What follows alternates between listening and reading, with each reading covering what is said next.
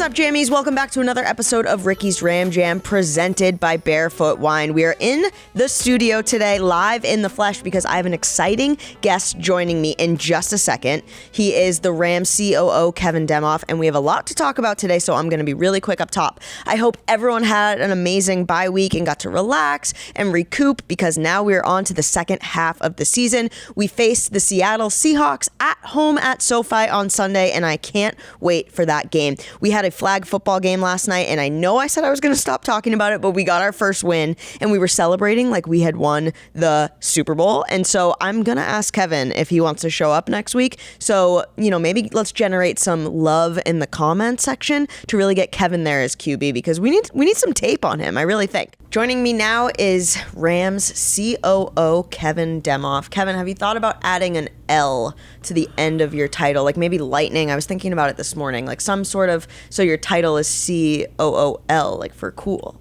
I'm pretty sure most people would not describe me that way at all. It's nice that you did. But yeah. No, I was trying to think of words that start with L that would make sense with COO this morning. And I just think COOL is like, it would be cool. I think you should, it would be cool. I think you should implement that. Nobody's ever done that, right? Like right. As a title, so. Well, that's what we do here at the Rams. We do things that nobody's ever done before. So why don't you become the first COOL? It's a little bit lacking self-awareness. You think? It's the other thing we try not to do here at the Rams. So. Right. But it's ironic, because if you lean into it, because you're like, hey, I'm not that cool, but I'm cool. But you're saying I'm not that cool. Well, you said self-awareness. This is a great way to welcome a guest. Yeah, let me just insult you right off the top. That's the way to go. Exactly. Well, cheers. How much Barefoot wine did you consume over the past bye week? 2 bottles. 2, nice. That's a good amount. So, bye coming off a loss is always, a 2-bottle week. So Yeah. How did you spend the week?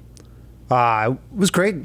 Spend time with family, caught up. It was a beautiful weekend here in LA. Go to the beach. Nice. Played tennis. It was a great bye week. Actually watched games on Sunday, which is always you never know when you go into the bye week of whether you're going to want to watch football or not. But the games were so amazing, all going down to the end. So it was fun to watch and hang out. Yeah, definitely. So what did you do for the bye week? Well, I played flag football, which we talked about earlier, which I need to ask you formally. Are you going to show up and be our quarterback next week? It's possible. Okay.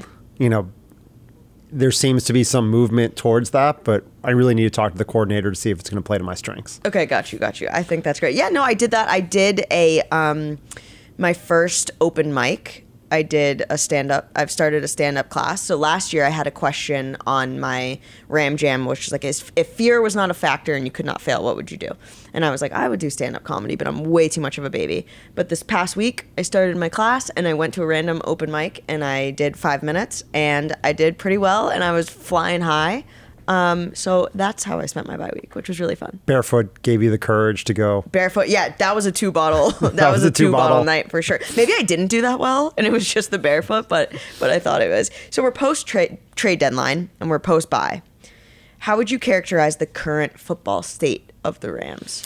I would say probably up until Green Bay, I was pretty encouraged. That was a tough game, I think, for us on a lot of factors. And when you look at this team. We got to 3-3, and you go back in time. I remember leaving after Arizona, Kyron and rushed for 150 yards. Cooper had kind of back-to-back 100-yard games, and you're starting to feel good about where the team was headed. You go to bed, you wake up, Kyron's out for a month, and then you lose Ronnie Rivers, and the running game kind of struggled, and you just kind of felt like you lost that momentum. You left that game, and I think Kyron was the 4th leading rusher in the NFL. Puka was the 3rd leading receiver in the NFL. So about this youth movement, especially on offense, you felt really good. Tough loss against Pittsburgh. Dallas, kind of things got out of hand early. We made a nice push. And then, Green Bay, we just didn't give ourselves a chance, probably offensively. So, some good, some bad. Bye week's a great time to reflect. We've played the 4th toughest schedule in the NFL to date, which I think we felt. That's why I think the Green Bay loss, the teams we had lost to earlier are all playoff caliber teams, and that's not to take away from Green Bay. Matt's done an amazing job building that program, but that was a game I think if we were full strength, we win. Right. And so you kind of come back and you're trying to look from there, but we have 2 divisional games, Seattle and Arizona, 2 teams we did beat in the first half. They're certainly going to be out for revenge. So I think we've got to go figure out a way to come back healthy, strong, but getting Matthew back, getting Rob Havenstein back, getting Ernest Jones, getting Bobby Brown, hopefully getting Kyron back, in a week will allow us to kind of see where we're at and go make a push. We're, I think, a game and a half, 2 games out of the wild card hunt right now. And I would love to see us make a push deep in December to go play meaningful football and in January. And I think we've got a shot for that. So during the bye week, the Rams signed free agent Carson Wentz, QB, last week to back up Matthew. How does this addition add confidence to this quarterback room? Look, I think you got to the point where, this offseason, the plan was always we're going to have a younger QB as the backup. We drafted Stetson. We were really excited about what we saw in preseason. Unfortunately, we kind of lost him pretty early in the season to the NFI list, and Brett Rippon was the backup, had been with us, kind of knew what was going on, and it's not really a good time to break in a backup quarterback as you get into early in the season. I think as we got into the bye week, it was a chance to go add someone like Carson Wentz. You kind of look around and see, okay, who's available? Did it make sense? And I think we all kind of harken back to last year when we added Baker, and you had a former top pick who was looking for rejuvenation to their career, what they brought to the room, what they meant if you got to the end and maybe Matthew, missed another game. Could you figure out if you had something valuable? And I think our experience with Baker last year, bringing him in, watching him kind of lift up the team, gave us the confidence that if we were to try to do that again, Carson was a great fit to go do it. It's someone, certainly the scouting staff we spent some time with in 2016. We were debating, him and Jared, and also with the bye week, you get the chance to bring someone in, teach them the playbook, let them learn a little bit. So if they have to go play, it can be, it can work. That was a little bit different than, we talked about it after Dallas, but by the time you're figuring out with Matthew, is he going to play or not? It's Tuesday, bringing someone in and teaching them the playbook to be ready to play Sunday is hard. Obviously, we had the miracle with Baker last year, but I think Carson for us gives us, a sense of someone who started a lot of games, won as a starter, and truly, I think if he had to go in and play a game, certainly we could run a viable offense. Right. So we're back home on Sunday against the Seahawks, which is super exciting. And Coach McVay said that Matthew is expected to be back. With him at the helm, how much more confident are you going into Sunday? Look, I think this team, is built around Matthew's skill set as a quarterback, right? And that's the way the offense has been built. Really, since we traded for Matthew, the offense has been built around what he does well, which is a lot of things.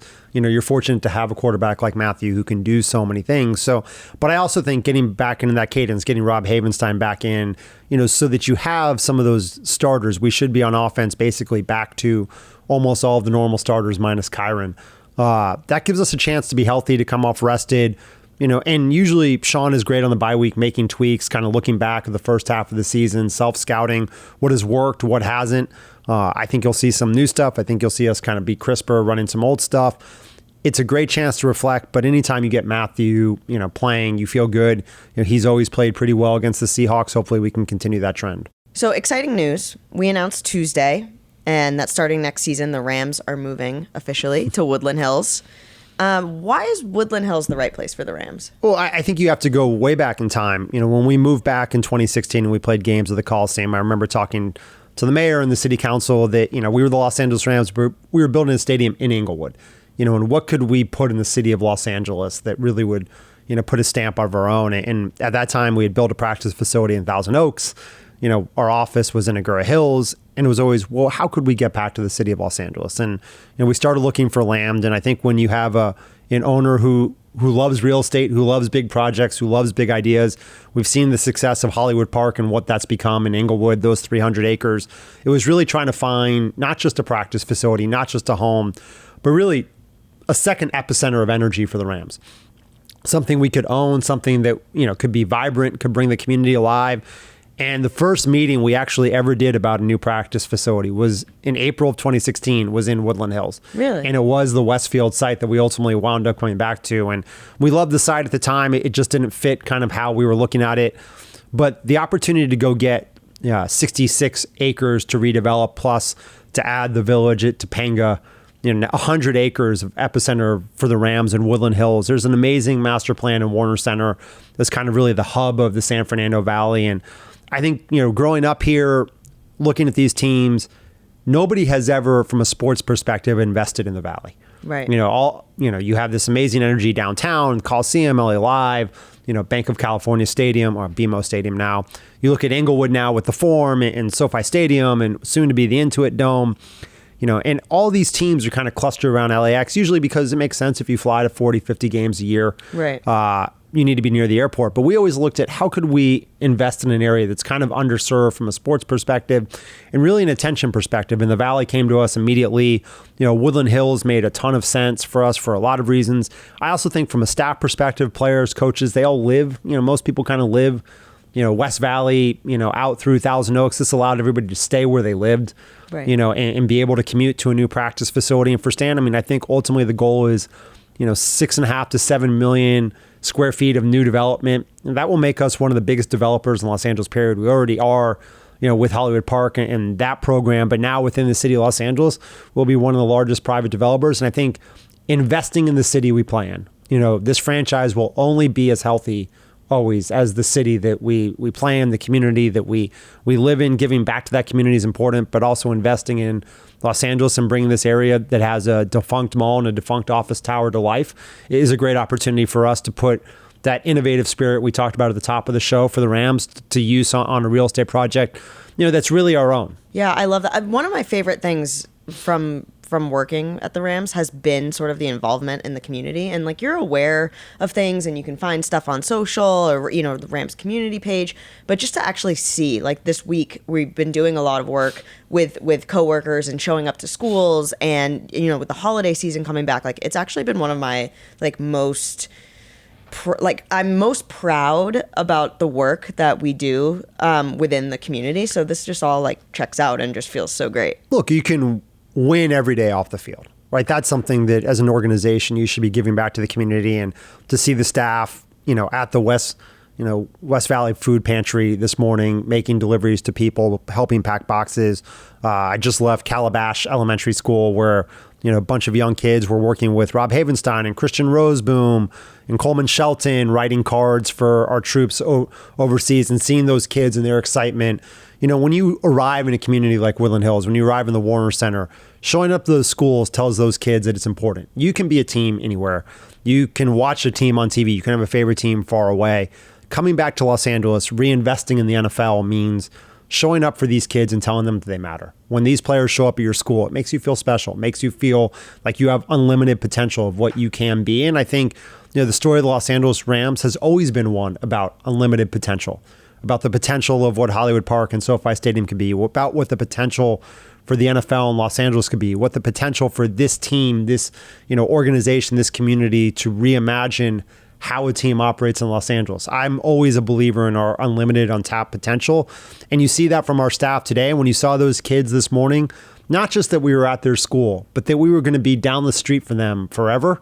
Yeah. That was an amazing experience to see. So what else is going to be development here? Like, what are the development plans when you talk about, are we creating another Hollywood Park in Woodland Hills? We are creating another Hollywood Park in Woodland Hills. So, our first, it's almost 2 years ago now. Maybe it's a year and a half. I've lost track. 2 years ago, we bought what was the former Promenade Mall, basically at the corner of Topanga and Oxnard. That was 34 acres. The mall had kind of closed a few years ago. It was entitled for $3.5 million of office space, retail, residential. So we're going to start that project pretty soon and start building some residential there. Then we bought the land right next to it, which was a 33-acre piece of land that was at the former headquarters of Anthem. That's an office tower. That's where the practice facility will go long term. But we're also going to work there on retail, residential, maybe an entertainment center. It was zoned for a 10,000 seat arena. I don't know that we're going to do that, but I think we are going to do, some kind of entertainment venue, be it concert, music, multi-purpose. So the goal is really, a city within a city here in Woodland Hills, very similar to what you've seen, at Hollywood Park in terms of live, work, play, and win football. Yeah. That's the, everybody says live, work, play. We'll add the win football. Win football. So is this the proper time for me to pitch? Like, I think I could either open a cafe or some sort of sports bar in this facility. Like, I think it's a great time for you to pitch. Maybe not stand-up comedy just yet. Yeah, definitely not. I gotta work on that. I want to see more than the 5-minute act. Yeah, we don't need to put a stand-up comedy club. What would be the goal of tell me your vision for the sports bar. The sports bar would be like a Rams bar. that even if there's an away game, people are coming to Ricky's Ram, and now I need to think of a drink that starts with R. Improv is not my strong suit right now. But you come, you get to watch the Rams, you get to be on the facility, you get to hang out with me because I'm the bartender, you get to chat with me, and it'll just be all Rams paraphernalia, and it just sounds fun. Yeah, and look, I think that is maybe not. We'll have to see your cooking skills. Okay, yeah. But that's been the goal, right, of Woodland Hills, I think, is to make it a little bit more Ram-centric. And I do feel the pain of our fans sometime who say, we love SoFi Stadium as a venue to watch the games, but it's not the Rams' home. We share it, and so therefore it's a little bit clean. Is there a museum? Are there statues? Can it be a little bit more Ram-centric? That's what Woodland Hills can be to us, right? Can you look at doing a museum long-term with Rams history? Can you do, Ram-themed restaurants or some of those things? And I think that is the goal, big picture, to kind of make this campus a little bit more Ram-centric than maybe what you see at Hollywood Park. And it's not to say Hollywood Park can't have, that growth as well. And certainly on game day becomes activated, that way. And, Stan takes special pride in having built the world's greatest stadium, that's going to host these amazing events and hopefully more Super Bowls than the Olympics and hopefully the World Cup. But Woodland Hills, I think, is something that, can be a little bit more royal in soul. I love that. I'm picturing like 40 Rampages as waiters at a Rams-themed restaurant, but that's a work in progress too. That seems a little bit like But wouldn't that be nice if violation? The waiter couldn't talk to you? Like if they just came up and was like, what do you want? Like, would that be kind of nice? It would be a little bit creepy though, Yeah. like to be served by, Rampage over and over again. Yeah. Or like if you had something wrong with your order, like how do you communicate? How do you talk? Yeah, you back? asked for the manager. The Yeah. Ramager? I don't know. Man, I'm good. That was good. The Ramager? This is headed in the wrong direction overall. So we were talking about it a little bit earlier with our rookie class. I mean, how impressive has this rookie class been? And the first half of the season, are you surprised with how impactful they have been thus far? Surprise is always the wrong word, right? Like impressed, you want to see them. But, I look at players like a Steve Avila who, has walked in from day one and kind of owned that left guard spot. And, Byron Young, defensive end, I think, everybody talks about, Byron, Puka, Steve. I think Kobe Turner gets overlooked a lot for what he's done on the defensive line and certainly looks like a long-term starter. Ethan Evans has done an amazing job as the punter. Alex Ward, long snapper.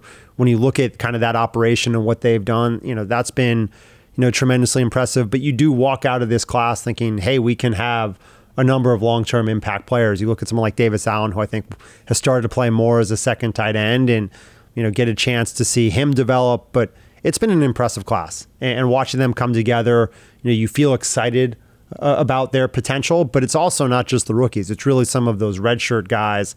When you look at a Quinton Lake, who's become, an impact player, and you start to look at, Kobe Durant played last year, had some injuries. Kyron Williams certainly, coming to life as well. Someone like Alaric Jackson actually getting a chance to start now. This has been a really young team. I still think we're the second or third youngest team, but it's not just, in the past we had kind of an older core balanced by younger players because that's what the salary cap dictated. Right. This year you have some really young starters, who are growing, and there are growing pains with that. And, I think you feel that in some of the ups and downs in games at time. But you walk away, thinking how bright the future is for this team. And the one thing fans have said consistently this year, win, lose, this team is fun. They have a fun energy. They have a fun spirit. They play hard. They play together. You see them growing. And I think that's going to be what I want to see for the rest of this year. Can we have fun? Can we grow? And can we use this young core to really go compete and lay down that foundation for the next Super Bowl run? Because without that, it's just youth. It's youth with a purpose to go win the next Super Bowl. Yeah. A lot of, pundits and people in the media didn't really have many expectations for this team. Do you lie awake at night sort of quote tweeting them like, hey, we knew what we were doing. We were getting Puka, we got Byron, we got like, look at this youthful class. And I mean, how do you feel that this season has set us up for success for the future? You don't quote tweet them, right? We have, I mean, look, we're 3-6, right? I mean, right. And unfortunately, that's not where we wanted to be. You really wish, you had 4 or 5 wins right now to make a distance. I think at the end of the year, we'll look back and say, were we better than people expected or were we not? And I think that to me is the expectation. Can we make that playoff push, that we were talking about. But I'm excited to watch these guys grow. And this was always a growth year for us, kind of anchored around as what Les called our pillars of, a Matthew, a Cooper, and Aaron, but I feel tremendously excited and energized about this group. And then, to sit here and say, you have this core next year, most of which now returns, and you can kind of look ahead towards that. But you also have, we project 10 draft picks. You have a first rounder, as of now for, for the first time since 2016. Wow. Yeah. You have, significant salary cap space and flexibility. You really have the opportunity to go build this team in a way that we haven't been able to build, in years past. But how these guys play down the stretch, it's not just, hey, can we go win games? You want to see these young guys continue to contribute. Can Kyron come back at the level he was playing? Can you get a Davis Allen, a Hunter Long to contribute? Can Tutu continue to make those strides really that he's made, that way, so you feel good about your trio of receivers? Can you get an O'Shawn Mathis and Nick Hampton at outside linebacker to come grow? Can you get a Trey Tomlinson maybe to get more snaps, on the field? That's going to be what determines the plan for this offseason. It's going to be not just the guys who have already made an impact. I think we know what they can deliver, and they're only going to get better. I want to see this next group really step up and take advantage of the opportunity that's there. So before I let you go, we got to do the Ram Jam again. The same 3 questions. Different than last season. This season is different, okay? It better be, because I'm pretty sure last year I came on the Ram Jam when we lost like 6 straight. Yeah. So no, I had to change. I was really hesitant to this again. Yeah. So we need a win Sunday just so that we do. Just so we're clear that we do. And I just want to put that out there. This has nothing to do with me. So Sunday, get out of my comment section. Okay, if you were about to have your last meal on Earth, what would it be? It's got to be, a really good breakfast burrito. Okay, I like that. If you could live in an amusement park, shopping center, or other fun place, where would you choose and why?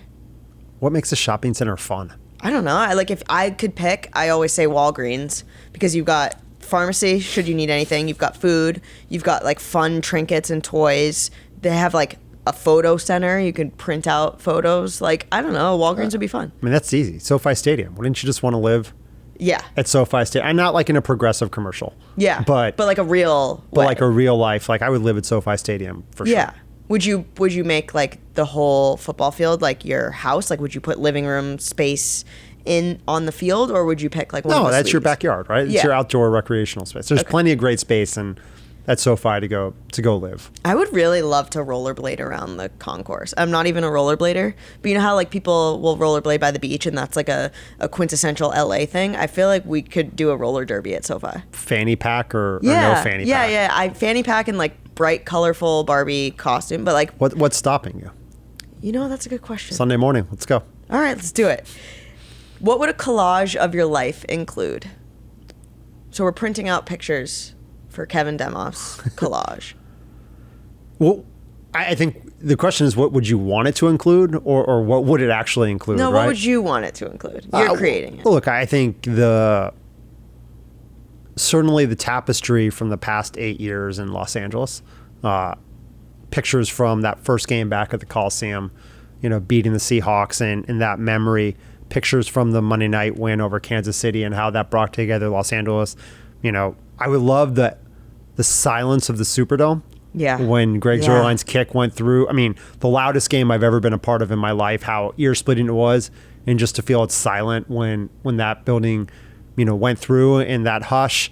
I would put in pictures from the first Super Bowl, in Atlanta, even though it ended, with sadness. It was a great step back. And then, weirdly, the first year at SoFi, no fans, but kind of opening the building and seeing that come to life. The first game with fans in 2021, that Chicago game, and then you get to obviously playing San Francisco, at home in the NFC Championship, that collage of 49er fans going up the escalator, leaving, sad. And then, certainly the Super Bowl, the after party with the staff, getting to celebrate, with everybody, who's been there, some of our community involvement, pictures of my family, on the field. And then, I think you get into the things that help make your life special, your kids, your family, the activities you do, your friends. But, the collage to me is, as we sit here on another milestone, that we're breaking ground in Woodland Hills, a lot of it would be, the last 8 years, certainly in LA, we've poured our heart and soul as an organization into becoming one, with this city.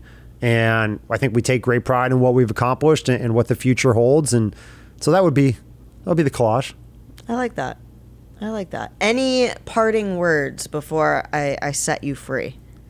Parting words? Yeah, like if you're going to address Rams fans now, this is Kevin Demoff after dark. This is It's like Pac-12 after dark. Yeah, exactly. Like we're going to get wild and crazy in here.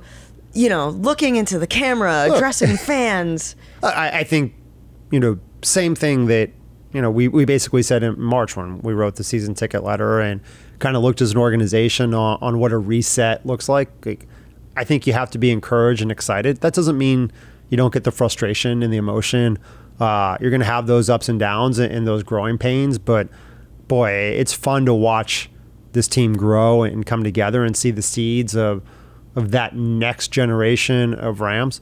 And I can't wait to see what the last 8 games bring us. I think this team, will be in the hunt, will be competitive, and we're going to enter next offseason with a ton of momentum. And, look, our goal is these last 4 games, reestablish home field advantage at SoFi Stadium, right? This is, should be a, significantly partisan Rams crowd, which I think we need for our players, and to keep growing that and, to come back ready, however this year finishes out, let's go make that significant push that makes everybody excited about what 2024 and beyond holds.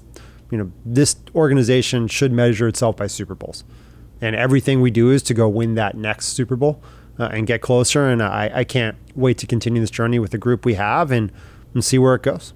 Kevin, thank you so much. I know how busy you are. It's so great to get to sit down with you. Remember, you need a win this weekend. I do, yeah. Yeah, or the whole Ram Jam. Oh, no. Oh, my gosh. These are threats. You guys better show up Sunday. But yeah, we'll hostile workplace. Yeah, we'll need all our fans tuning in on Sunday. If you can't be at SoFi, but make sure you check it out against the Seahawks on Sunday. Kevin, thanks so much for hanging out today. Thank you, Erica.